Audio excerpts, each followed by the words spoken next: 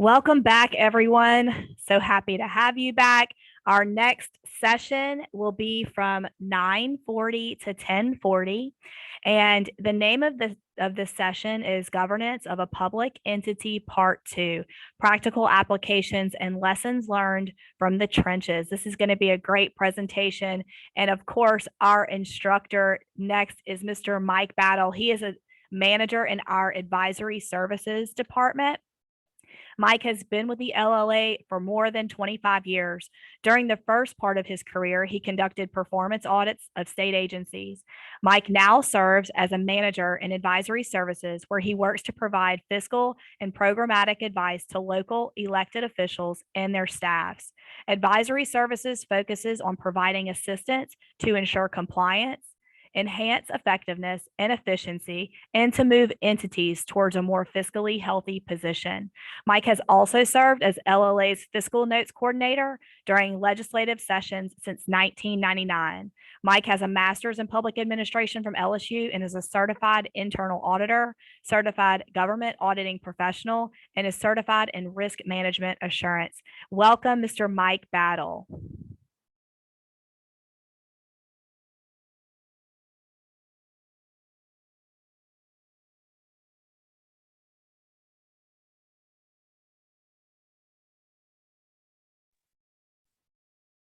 Good morning, and thank you, Lizzie. It's great to be with all of you. I love any chance that I have to talk with local government folks. I know virtual training is a little different than in person, but nonetheless, at least we get to share some information with you today that I think will be very helpful. I always say in the CLGE classes that we do, that it's a great training that you're going to get for today and for half a day tomorrow. It's a great training because the instructors, they care about your success. They really do. The instructors are very experienced in different areas, years and years of experience and practical experience. And this training is practical in terms of the guidance that you receive. You'll see that through the 2 days and the training that you've received in the past. I'm sure you're aware of how practical this guidance and best practices and things are like that. I don't like going to trainings where folks talk about things that I can't understand and I can't use, but this is very practical information. I have a lot to talk about in only an hour. I'm used to talking like an hour and a half, and I packed a lot of information in here. So if I don't get to questions, like Diane was saying earlier, we will get your questions answered one way or the other. Last CLGE, I had run close to time and answered questions after my session, but I was glad I did because they were somewhat customized questions, and I had time to really read through them and think about what you guys were asking, do a little research if needed, talk with some colleagues of mine, and we got you some really good answers. But today I want to build on what Jennifer just presented to you, which I thought was really good. It really focused on the people aspect of government, and government is people and government is community, and Jennifer's right about that. And my presentation today, practical applications and lessons learned from the trenches, I want to build on what she was saying. If you look at our learning objectives, the course today, the presentation today is designed to identify the problems we see out there that is obstructing or getting in the way of good governance. We want to provide guidance to help public employees and officials carry out those many responsibilities that you do have out there and that Jennifer was talking about. I want to provide practical tips. Again, like I was saying, that's one of the benefits of this training, but I want to provide practical tips from my 25 plus years of service. I'm coming up on 26 years of service. I still can't believe that. And I saw some of the participants that are registered today, which were colleagues of mine years and years ago when we used to do these trainings together. It's hard to think that that was so many years ago that we worked together. Time flies when you're having fun, and it really has been fun for the most part working in government. But I want to give you practical advice and tips, from what I've learned out there, working with state entities for 14 years and now local government entities for close to 12 years. I've been in a lot of meetings. I've been in a lot of conversations. I've seen a lot of problems. I've seen a lot of resolution. I've seen a lot of failure, but I've also seen a lot of success. So I'm going to give you tips. And like Jennifer was saying, we're not lecturing to you at all. We're just telling you what we have, what we see out there are problems, trying to give you an idea of resolution, and just giving you tips from our perspective that we think that will help you really promote good governance, be a better public manager, make it easier on yourselves too. I want it to be guidance that you can bring back and start using today too. So setting the stage for good governance. First thing that we need to talk about, and I think we really don't talk about this a lot, and I'm so glad that Jennifer and I got together on this and really put our heads together and thought about, what, we gotta make something very apparent, that it's the individual that is helping to run government. It's the group that is helping to run government that is very important. And the first thing you have to realize, you got to give yourself credit. You've taken on a noble calling, a noble profession, and you're doing the business of the people. And that is a great thing. What an honor to have that. But you've got to really, in order to move in to the environment of good governance and be an effective and efficient manager, I think you got to start off every day by remembering these things. Like Jennifer said in one of her last slides, the E for being energetic. If you can't be energetic and committed and working for the good of the people, this might not be the area, because you really have to make that commitment every day. You have to understand that governance in public business is complicated. It's challenging and requires patience, cooperation, and assistance. Jennifer talked about that, and we'll talk about that in more detail as we move through here. Don't be afraid to ask for help. I can't say that enough. I've heard people say that I didn't ask a question because it was going to make me sound stupid, or like I didn't know what I was doing. That's all right. There are no stupid questions when you're running a complex organization like you all are running, and I really respect you for what you do. Reach out to me, reach out to Jennifer, reach out to our office, reach out to your auditor, those kind of folks, but don't be embarrassed to look for help. Understand that what you're doing is complicated. Like I was getting at, every day, I think that we all have to make the commitment to be excited, positive, and successful on a daily basis. We really have to do that. We can't enter into this complex world of governance, of effective management, of the public's trust. We can't do it without making the commitment to do it the right way and to do it the best that we can. Every day, I take a little time for myself in the morning, and I sit down and think about what I got to do in my personal life and professional life, and I make the commitment to do the best I can. And I also go over in my head some, I guess, policies and procedures, if you will, but some strategies on how I'm going to get there that day. We've got to do that. We've got to be excited. We got to be proud of what we've chosen as our professions, because it is a noble profession. It's the business of the people, and they rely on us heavily in so many ways.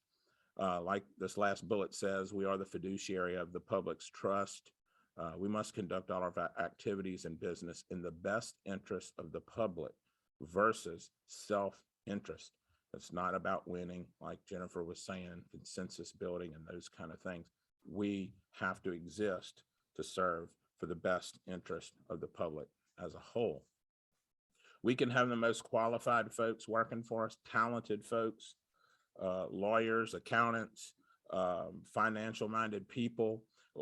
We can have policies and procedures and all kind of structures set up, but without effective tone at the top and an established system that promotes good management and good governance, we're going to have problems. I know if you've heard of if you were in one of the internal control classes that I did for CLGE, for the Center for Local Government Excellence, you know that tone at the top is important. It's creating that atmosphere, that environment in an organization that promotes good business, good public business. This next bullet I felt was important. It's not just feel good guidance. It's not just warm fuzzy guidance when we talk about embracing our roles as a public manager of the people's trust.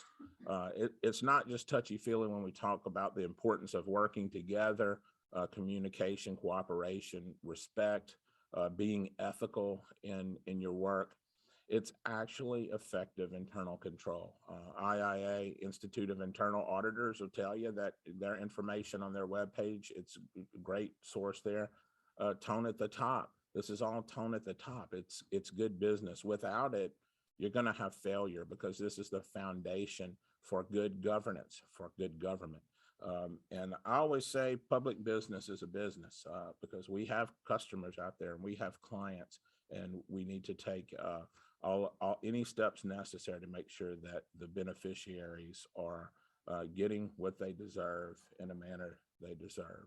But let's set the stage for good governance. We have to do that. And we don't talk about it enough. Like I said, we as individuals in government and regulatory agencies, in the agencies that may assist government, we have to take that commitment challenge. We have to make the commitment daily to be excited, to be energetic, to do what is best for the people. And we're going to talk about some ways to get there. But remember, every day, I really kind of disheartens me when I see somebody working in a public setting and they say, you know, I'm underpaid, I'm hearing a bunch of griping, and I just don't like what I'm doing. You got to think about really what you're doing out there. It is bigger than just that. The people's community, the people's well-being, their assets, their money, their faith are affected by what you do on a daily basis. So we have to rise to that occasion. I know we all try to do it every day. And like I said, not preaching to you, I'm just telling you that these are the things, if I were in your shoes running governments, I would have to, basically instill with myself on a daily basis to be successful. So hope these will be successful for you. Let's talk about now problems that, from being out there with local government folks, problems that we see and solutions. I'll tell you, I worked for 14 years doing performance audits for state agencies. I really enjoyed it. And I've been close to 12 years doing local government work. I tell you, that is really challenging, and it is really rewarding for me. I think I kind of really found my place there. I like talking through problems and resolutions and trying to help you get there. So let's talk about some of the ones we see out there and solutions that'll get you moving towards stronger, better, good governance. We see problems in terms of unethical behavior with public employees and officials using public property for personal reasons, conducting business of their own on public time, accepting gifts that are not allowed or prohibited gifts, purchasing personal items with public funds. And I can say that these situations always result in activities, and you can see here, I put it in red on the slide to draw attention, always result in activities that deplete our resources versus concentrating on doing what is best for the public, okay? When you're involved in unethical behavior, you're then involved in questioning, investigations, depositions, God forbid, arrest, and things like that. And it just takes away from what we're trying to do. Again, we're trying to benefit those folks that we're serving to the best of our abilities. And these type of activities really deplete it and null or void our efforts for good governance. We're not being a good public manager of the public's business if we're not running an ethical environment. Same here at the auditor's office. If we're doing things in an unethical manner, we're not helping the public at all. And furthermore, we're not helping our local government clients. I consider you all clients out there, and state government clients. So we have to be aware of that. Unethical behavior solutions, how to move away from that type of behavior. It's just the people's business. We have to do it the right way. We have to do what is right. I think Jennifer made that clear too. How can we do that? Well, emphasize the importance of the code of ethics and require your staff and colleagues to review the code. I would even say, require them to do it, talk about it from time to time at staff meetings, and do a little training if you can. It doesn't have to be fancy training, but just, talk the talk and walk the walk and let people know it's important. I've seen folks out there develop their own code of conduct to communicate and enforce integrity, ethical values throughout the organization, and it complements the code of ethics and other ethical requirements. So to have your own code there internally and to have your employees aware of it would be good.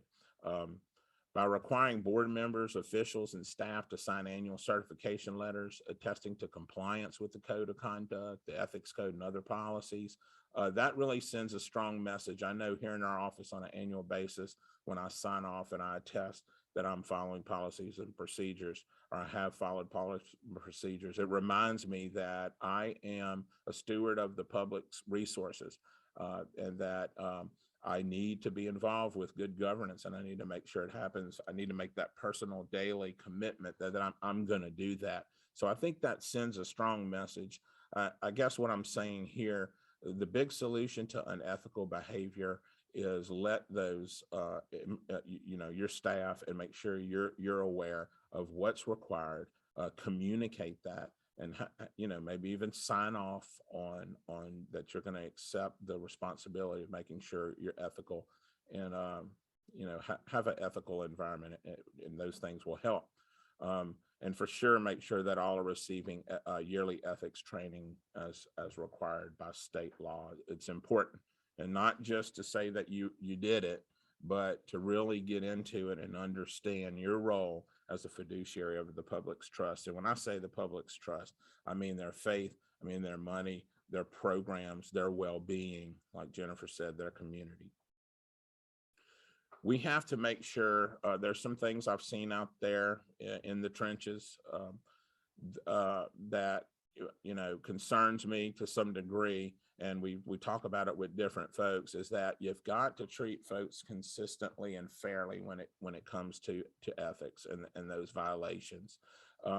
Need to deal with those problems pretty quickly, and it needs to be appropriate how you deal with it, and it would be great if it would be in policies and procedures to drive how you deal with it. But I will tell you, everybody has to be treated consistently. We can't show favoritism. When Jennifer was talking about, we can't have that mayor that, look, that's a good friend, and that's why we're talking to him. No, we're talking to the mayor because it's public business. We're treating each other objectively and fairly, and I think that's important. Again, when we do that, it lessens problems with people coming and questioning our true intentions, and we have more resources or time to spend and resources to spend on fulfilling the requirements that will make our agencies good governance, basically. Ask yourself a question. For example, is an employee who misappropriated money still employed with the local government? I've seen that happen, and not only have I seen that happen, but I've seen them without a job description and really not too clear on what they do, and that's just setting yourselves up for unethical behavior. So just some points I wanted to make clear with you.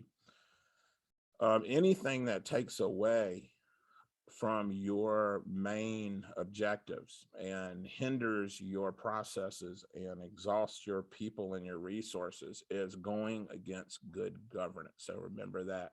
And I like this presentation that Jennifer and I are doing for you, because it's really focusing more, like I said, on the people aspect of government. We haven't really talked a lot about unproductive working relationships and training. And I wanted to do that because I see a lot, and our advisors see a lot of situations where staff and officials are just, quite frankly, having a hard time working with each other on a daily basis. And that gets in the way of good governance. When there's a toxic office environment that people don't want to come to, and that it's filled with conflict and stress, you're not going to produce services and products that are in the best interest of the beneficiary. Remember that fiduciary responsibility. We're not going to be doing it. I will tell you, and I see it happen a lot. And I understand. I mean, like I said, I've been in a lot of offices over the last 26 years and seen a lot of meetings, and I understand, but we got to really make the commitment to have healthy working relationships. What do we mean by unproductive working relationships? Well, poor communication. And I'm using mayor and clerk right now, but there are many other folks in different offices and different forms of government that it would apply to. Poor communication. Mayor, clerk, and the pro temp weren't even talking.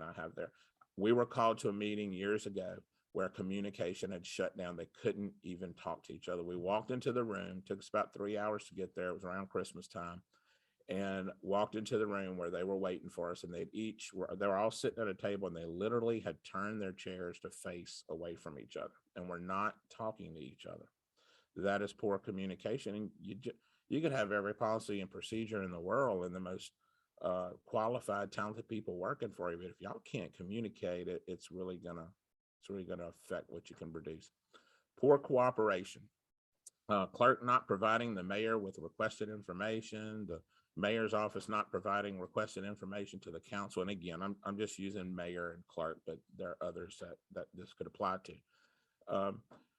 We've got to cooperate with one another, and we've got to give information that is necessary to drive our programmatic and funding decisions. We just have to. We see this all the time, and a lot of times information not getting to the proper source to use at the proper time. May be that someone can't. Sometimes it's that they won't. But we'll talk about solutions to all of this. Lack of respect for one another and disruptive behavior. I was in a meeting once with the judge, a mayor, and a chief of police and others, and it became a shouting match. And we finally got through it, and everybody got their dirty laundry out on the table, and things were a lot better. But I'm going to give you some pointers to get away from that, because who wants that and who needs that? Good governance doesn't want that. Good governance doesn't need that. And that doesn't help the people when we let it move into that area. And believe me, there are times over 26 years, I wanted to get disruptive. I maybe wanted to yell something out, but I just couldn't. Because I had to remind myself what I was there for and what I was doing. We do spend a great amount of time, good amount of time as advisors dealing with interpersonal conflict that stops government. And I've seen it result in some pretty bad things, and I'll share with you as we go. More problems with unproductive working relationship. We have here advisors often observe situations where staff and officials are having trouble working with the public. So where we were talking about the internal office, now we're talking about dealing with the public. And what do we mean by that? Poor communication, hesitant to reply to public information requests without explanation. Poor cooperation. You won't explain complex issues like an ordinance for utility rates. I bring that up because there was a town that was having big problems with their meetings and with their constituents, because they really thought that these utility rates were being charged in an unfair and an unethical and maybe an illegal manner. And we went over there and we talked with the administration. And finally, the administration said, you know what, let's do a lot of talking about resolution. Let's just get together and have a meeting to where we put it out on the table. We'll call in the utility experts and we'll just walk through everything they want to walk through. And I'll tell you, that really took the sting out of everything. And they went back pretty much to business as normal. I mean, their meetings became calmer. The visits to town hall with folks demanding information, and it was just causing a chaotic scene. It really helped it. So that was cooperation and communication, and I guess at its finest. Also, we see some talking down to constituents, residents, customers, and even internally in the office, talking down to folks in a manner that is not becoming of a public official. Because remember, that's why I say it's important to remember that you're in a noble profession and an honorable calling. You should be excited and quite honored to be where you are. It really is an important function. I think when we know that and we remind ourselves of that every day, it is really going to help us and put some of these practices that I'm going to talk about to just be second nature and make things easier for you and produce better things for the public. We also spend a fair amount of time mediating between administrations and constituents as well. I just wanted to drive home again that, you know, we hadn't talked about relationships. That's more on, I guess, the people side, that maybe the people call it soft skills, which I don't like because it really can result in some bad things. But I wanted, since we hadn't talked about it a lot, I wanted to drive this home, that poor working relationships, a toxic office environment, hinder good governance, good governing, and result in real problems. And some of them are critical problems. Services to the public are negatively affected. As we're spending all our time dealing with conflict. Now, every issue is critical. The public loses faith in what we're doing. And when they come to town hall, every question, every little minor error, everything becomes critical, and it really kind of slows down things. Our most important resources are drained. Our officials and our staff become exhausted. Our people are our most important asset when we're conducting the good government.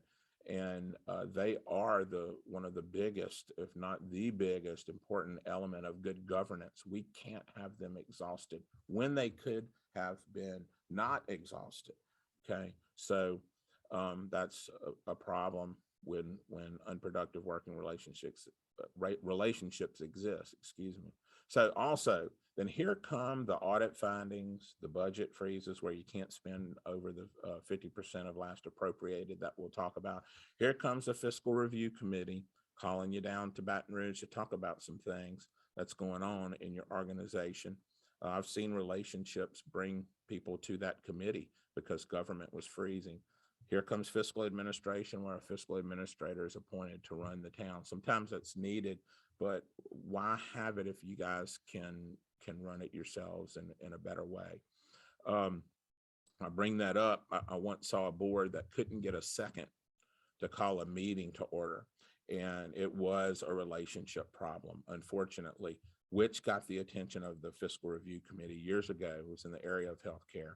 And we wound up moving into a fiscal administrator. There were other problems, but I'm telling you, when folks see that the most basic of services in government, like passing a budget or calling a meeting to order, can't be done, we've got some problems, and it may be hinging on working relationships that are toxic in working environments.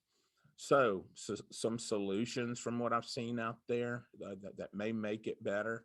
And again, I always try to think, if I was out there doing this, what would I want to hear that might make things better? And this is from my observation and being out there with folks and talking through all of this, even talking with Jennifer and them. Like you said, she talks to tons of people. Our legal folks talk to tons of people a week. So, you know, talking with all of my colleagues and all of you out there, here's some solutions that might help you.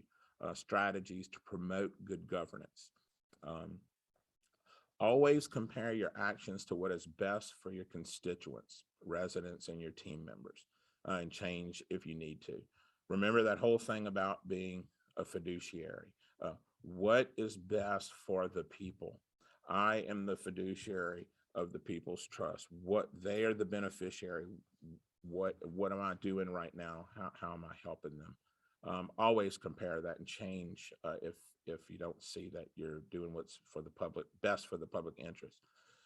You have to treat your employees, colleagues, and constituents with respect, and you can't tolerate disrespect. Okay, you have to make the commitment to be that good governance public official or employee, and just don't let disrespect happen. If you see it happen, take a person aside and talk to them and say, look, I know it's frustrating. Look, I want to scream and holler too, but we can't do it. And these are the reasons why. So help set the tone. I have seen not only in government and some private organizations that I've been aware of, where folks will just keep quiet or maybe even let things fester for one reason or the other, instead of pulling someone aside and talking through it and setting the tone. Don't talk down to colleagues or constituents, like we were saying before, no matter how frustrating discussions may become. Remain objective, stay professional, okay? Here's one that I really think is beneficial. Praise your staff and colleagues for a job well done.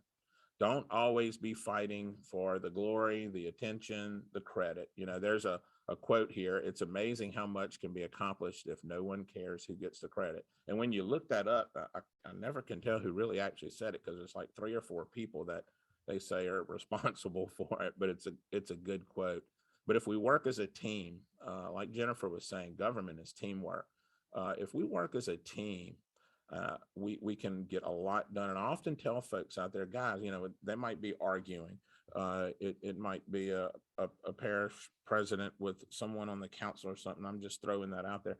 And people internal in the office.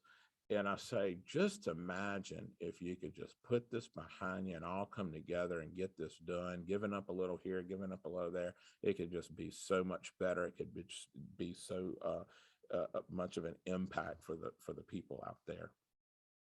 So work as a team. Bring parties together who are having issues and talk through the issues. I say get out of the pressure cooker and talk and listen. When I say get out of the pressure cooker, remove folks from a volatile situation and talk through it. We do that as advisors. People call us from time to time when they're having trouble seeing eye to eye, and they can't just talk or make things work, just like I told you we had done when we went and had to intervene in a situation. But you take them out of that environment and then get them to talk and get them to listen. And like Jennifer was saying, listening is not preparing for your next argumentative point. It's listening, engaging, understanding the other's perspective, and then talking through resolution with precision. What I mean by precision is you're not bringing up other things that really don't matter and would harm good governance. Jennifer mentioned this, stay in your lane. Not only stay in your lane, yes, but know and respect the roles that your colleagues are faced with. And yes, stay in your lane. I've listed some things here from the Larson Act, duties of the mayor and the board and the council, chief of police. A lot of problems we see, for example, is when there's an elected chief of police that gets money appropriated for a budget, and the mayor's trying to affect that budget after it's been appropriated or control what's going on at the police department. And we have to sit down and talk through, hey, these are the roles and this is what you're responsible for. And this is, you've got to respect each other's roles. I mean, we've seen where a council may come with their own budget, even though a chief executive officer's office is responsible for preparing the budget and presenting the budget. And they may say, well, this is the budget we want, and we're not going to go with that one. And we say, guys, everybody understand your role, respect your colleague's role, and operate in your lane. And that's going to drive you in the direction of good governance. And you're going to get things done. And a lot of that interpersonal relationship stuff will go by the wayside. While we're on the topic of relationships, and Jennifer had showed you all those slides of all those billions of users of social media and all of that, we really got to be aware in this day and time as managers of the public's assets and programs and their well-being and their faith and their trust. We must always hold ourselves to the highest levels of communication standards. Here's some points I have here that I think would help. Always be thinking that what you say, text, email, or phone may wind up in the newspaper or on the news, just like Jennifer was saying. I heard that from Jennifer a long time ago, and I think about that all the time because Jennifer tells us to think about that all the time, and she's right. Always communicate with colleagues and the public in the most objective, helpful, transparent, professional manner possible. Remember that you can be recorded, and what you're saying can wind up out there in the public. And the reason I bring these up, I'm not trying to be be secretive and watch what you're saying. Just don't let it get out. I'm not saying any of that. I'm saying we should hold ourselves to a higher level of communication, because if we don't, and it gets out there, then it's going to mess up the relationship internally with our office people, from executive offices to councils and boards, and with our constituents. And then you're going to have folks coming in there with camera crews and reporters. You're going to have investigations going on, and it may just be a group of constituents that are very concerned that are coming there every other day demanding to know why this was said and what it means. And if you stay above board, you're not doing that. You're focusing all your efforts and your employees and everything on producing what is the best for your government clients, your beneficiaries. We don't want the public to lose trust in them, trust in us. Like I'm saying, it can affect business in bad ways. I've even seen where taxes weren't renewed, and some of the people thought that maybe it was because of relationships. And we don't want revenues going away for sure. Another problem: unproductive public meetings. We see this a lot here lately, actually. If decorum is not maintained in public meetings, then the business of the people is hurt. Just quite frankly, it is negatively affected. While we were putting this presentation together, we got a call from someone asking for help to what to do with disruptive council meetings. They were just really worried about what was to come and how negatively it was affecting the council meetings. We've seen where members are interrupting each other, cutting off discussion, sometimes just planning on, like Jennifer was getting at, planning on what they will say next instead of really listening, engaging, and responding strategically with resolution. I've seen personally in several cases where the public's allowed to confront officials while they're presenting information. There was one particular occasion we were called into where the mayor allowed the audience to comment on the chief of police's report that he was given, so much so the chief of police started walking out of the meetings and not coming to the meetings, and therefore they couldn't get good information on what was going on there. And so we stepped in, pulled the people out of the pressure cooker, and we got them to talk and listen and resolve that problem. And we've all seen videos of meetings that deteriorate into chaos, and hopefully that doesn't happen too much, but we want to make sure we're managing our meetings so it doesn't. If you don't have communication and cooperation, it's going to affect the meeting outcomes. You're going to have problems where the council can't or won't pass a budget because they didn't receive maybe the budget in a timely manner or related financial data to base their decisions on that budget. Mayor and clerk and staff are not providing the council with necessary timely financial data before the meetings. And again, I'm saying mayor and clerk and that kind of thing, but there's others that this can apply to, of course. Council won't budge an inch, causing violations of the Budget Act.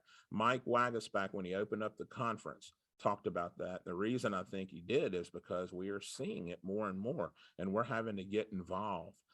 And a lot of it comes down to cooperation and lack of consensus building. That was one of Jennifer's last slides.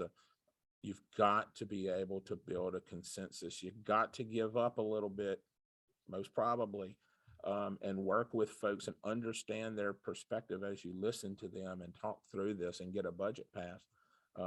It's just got to be done. It's causing big problems. The solutions out there for unproductive government, I have here communication, cooperation, consensus building, and maintenance of decorum are essential for productive meetings. Of course, make sure we're following the open meetings law. There's lots of information there that you need to consider. I've put a site here. It's a FAQ developed by Jennifer and our legal folks, and it's really good.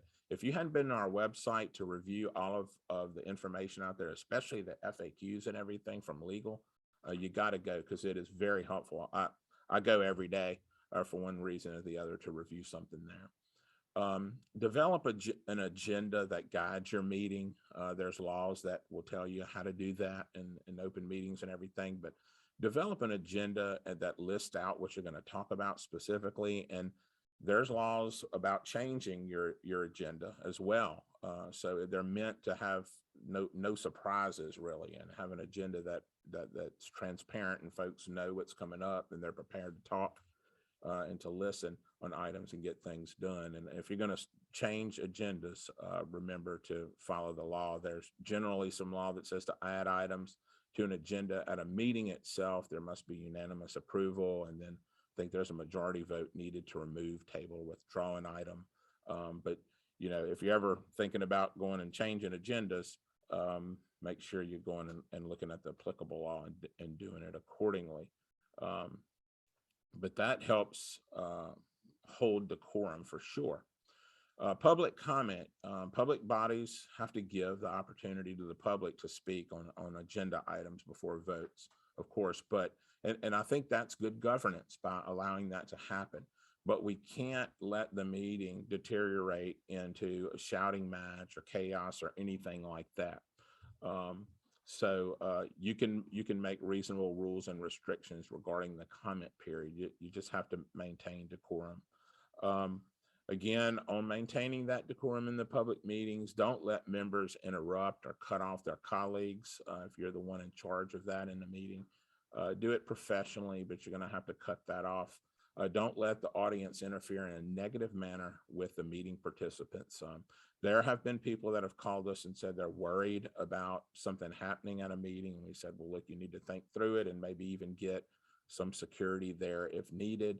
But once you put your best foot forward with maintaining decorum, and you can even call us for ideas on how to do that, I think you will see some change take place. But you just have to speak up and set the tone. Can't let those things go by. And also you have to make the daily commitment that you're not going to be a problem like that, and that you're going to work together. Remember, it's teamwork to do its best for the public.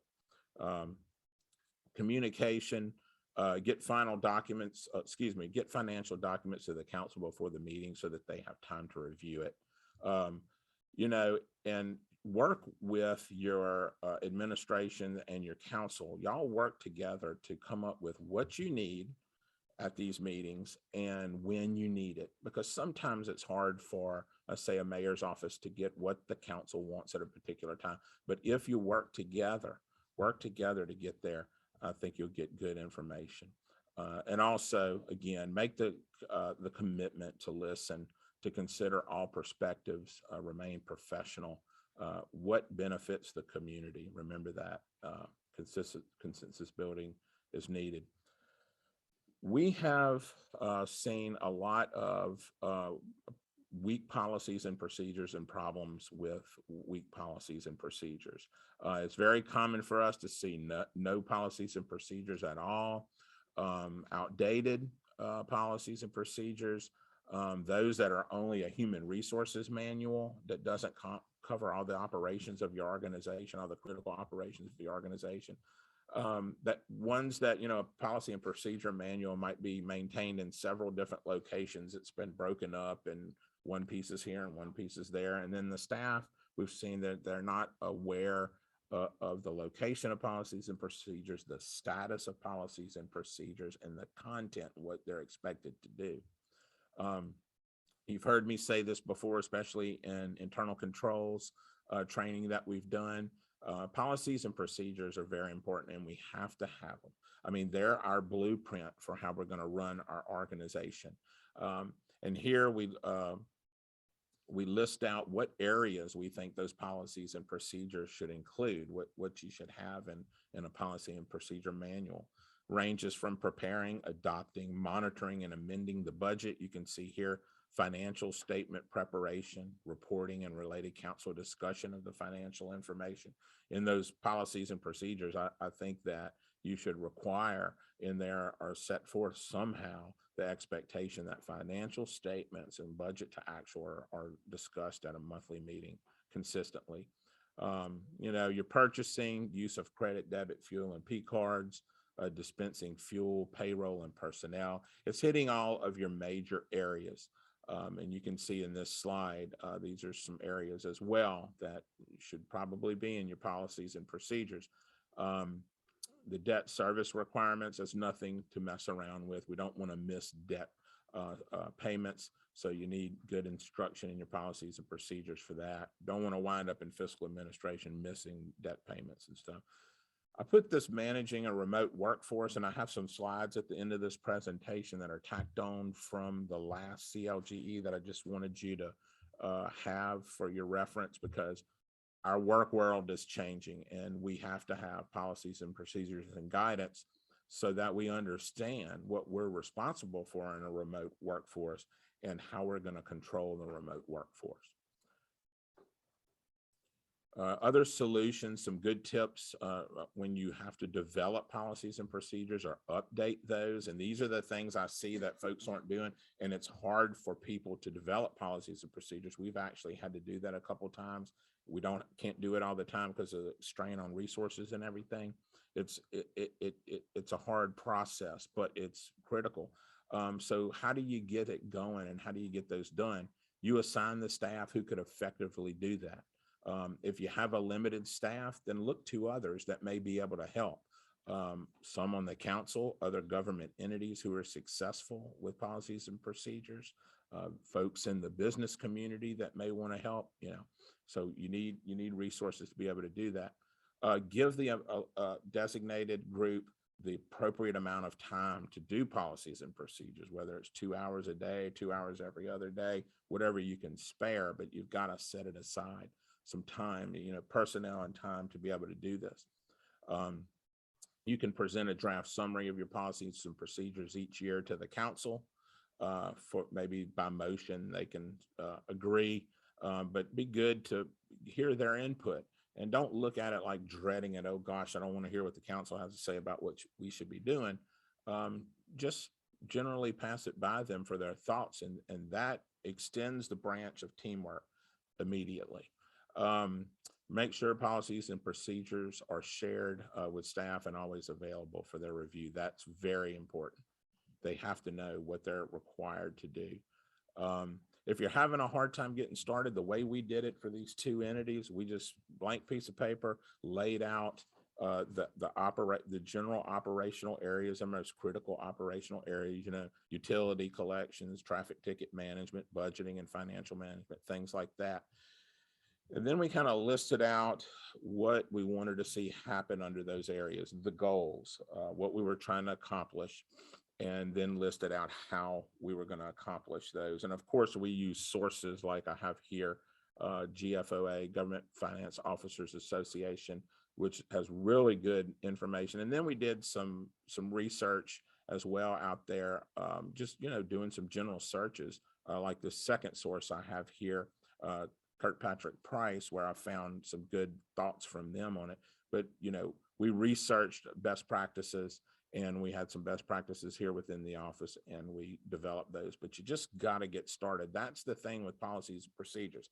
Some information from Shannon Lane that I found out there from Kirkpatrick Price was very good information. He says that, and I've seen this happen out there where we say, you got to create policies and procedures, and they're very hesitant to do it. And I think they're just worried and kind of frightened about, if we write policies and procedures down, it's going to show us how wrong we've been doing it for so long. But you know what? It doesn't matter.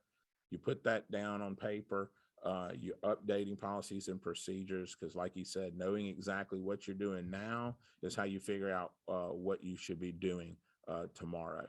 And we had some training from an attorney, Kim Boyle, here at Legislative Auditor. She said something really cool here. It said, written policies are great, but it is the people within an organization that give them life. Each of us bears the responsibility of authentically living these policies out loud. So I think that's very important, very well said. Policies and procedures aren't just words on a document, but have to be lived. Problem we see is poor management of information. When you don't maintain good information, there are big problems out there. So what do I mean about maintaining good information? You're having a hard time accessing information when needed. Auditors are asking for financial records and you don't have them. The council can't get financial data from an administration. Information is not accurate or complete. The council may have a hard time passing a budget if they're not getting accurate or complete information. You have outdated information. A user of the agency's information can't understand the data without extensive explanation from staff. That means it's in an unusable format. It's such a complex format, and it's really difficult to use. Another problem we see out there when basic information is requested, there are folks that have to stop everything they're doing and hunt and compile all this information together so that they can, respond, and they shouldn't have to do that for the basic stuff. So what we think you should do is solutions, keep your electronic and hard copy files in order so that critical information you need to run your government is easy to obtain in a timely manner. Okay, so right now, and I have some points here about what is, good information there, timely, correct, current, sufficient, those type of things. So right now, if your information is not in a way that allows you to just have it at your fingertips for basic requests to get it there, and it shuts down your daily activities or negatively affects your daily activities, I would take the time to get your files in order. I remember going to a rec district. We went there once and their files were in disarray and they were so frustrated. We sat down, talked about a lot of, how to manage it better and get it together. Went back again and everything was at their fingertips and it was like a happy-go-lucky office. So it's going to make your life a lot better. So good information equals good government. Here's some good information ideas that I have for you here. I wanted to point out one or two of them. Internal financial reports available to the board, management, and applicable staff. Those are very critical that we have that. And also external audits. Embrace the audit as a business function and talk with your auditors. That is good information, and I'll talk a little bit about that in a second, a little bit more about that. Of course, with information, follow the public records law. It's designed to ensure unfettered access to documents and implement the inherent right of the public to be informed. Okay, so when you're not maintaining information that allows this to happen and allows you to produce it when requested, it's not good governance. It impedes your daily operations. Here's another good source I have down here from our legal folks. Like I said, I'm always using them. I think if you haven't gone to these sites, you need to, and it'll help you out. Mike Wagesback talked about the problems with operating without a budget. And we've been seeing that happen here lately, okay? And the problems that occur with that, if you don't pass a budget, then you're going to you have a problem with the 50% rule, and it's nothing to mess around with. It's in 39.13.12. And basically it says that once you hit 50% of the previous appropriated amounts, that you have to quit spending in certain areas and services stop. So there are exceptions where that spending and the services stop. That's public safety and health and welfare, but there's some gray areas there. And we're saying, why even put yourself in that area where you have to start thinking about, okay, what are we going to have to cut in terms of expenditures? What services are going to be cut? How's the public going to be affected? Are we going to be fiduciaries like we said we were going to be and we promised to be? So we've got to work together in consensus to pass a budget according to the law. And if we don't, the people suffer. And here come the audit findings. Here comes the DA. The DA is getting involved in some of this in different areas, fiscal review committee and fiscal administration. So again, how are we gonna get through where we can't get a budget passed? We have to make the commitment to be beneficiaries and ask ourselves, how are we doing right now? What we're doing right now, benefiting our constituents, and how is it contributing to the good of governance? And we've just got to build consensus, because if we don't, and we don't pass that budget, it's the people are going to suffer, their services are going to suffer. When you ask yourself these questions, if you're not getting a good answer, you need to change your course of action. Make sure, of course, that you are adopting a budget annually and that you're complying with budget law. And we, again, have good sources out there, and I've given you those sources that you can click on and review those. If you have any questions, you can call us here at the office about that. But we do need to make sure that the budget is balanced. Always, expenditure shall not exceed funds available. The budget is realistic. Don't just plug numbers in a budget to make it balanced. You really got to make it balanced because it is a management tool, and you got to use it as a management tool. And you got to discuss your budget to your actual, what you budget and what's actually happened. And you have to discuss that at monthly meetings and let it drive your decision-making processes. Okay. We also suggest developing a budget for utility funds and things like that, because it is a management tool. The more information you have on where you want to be and where you are is going to be more beneficial for your organizations. Points here that we think would help for those involved in the budgeting process: develop a budget calendar with timelines and deadlines. That would really help laying that out. Meet with department heads way before the time that's necessary. Don't turn it into a critical situation where you're rushing through it. Meet with them to discuss budget requests, what's needed for the next year. Analyze trends in expenditures and revenues, and determine if there are revenues that are going to be affected negatively or positively coming up, and also with expenditures to see if you can cut those. And on a daily basis, I think about what could make budgeting more effective in your organization and share those ideas. Don't just be the status quo. You got to be a team player and move into good advice that will help your government, your officials be involved in good governance.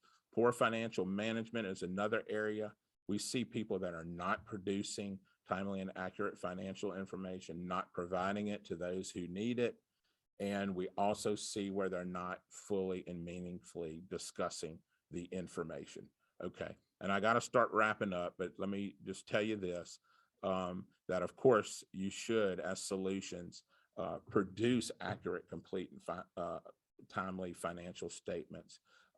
You should have a comparison of actual results to what you budgeted. And you should get that to those in the organization that need it, so that they can make decisions based on this information. Work together on what information needs to be presented and when it needs to be presented.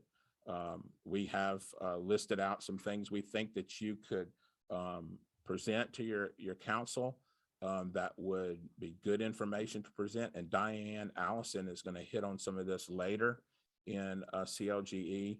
So she'll be getting into that in more detail. One last thing, fighting the findings in the audit process. Don't do that. Embrace it. Don't be hesitant to talk with your auditor. And if you embrace the audit function and you talk to the auditor and you try to fix those problems, you're going to have improved public business processes and outcomes. Suzanne Elliott's going to talk to you later in training about how you do that. How do you embrace the audit process to really make change? And one of her slides lists out that, you read the finding, talk to the auditor, develop a plan of corrective action, implement it, monitor it. And I even say go as far as to take those AUPs, agreed upon procedures that auditors are doing, and turn them around. It's a checklist for how you could be conducting business. Here we list out some of the common local government audit findings. And I think if you embrace the audit function and really work towards fixing these, they will be fixed. We're seeing people get rid of their audit findings. Jennifer talked about success in government. It's kind of hard to define sometimes, but we give you some ideas here. On a daily basis, keep in mind what makes your public business successful. And that could be from productive meetings to a good budget is passed on time, to audits are submitted to LLA, to us on time, deficits are reduced, and those kind of things. Don't let adversity and emergencies throw you. You got to keep moving forward, and you do that by being adaptable and flexible.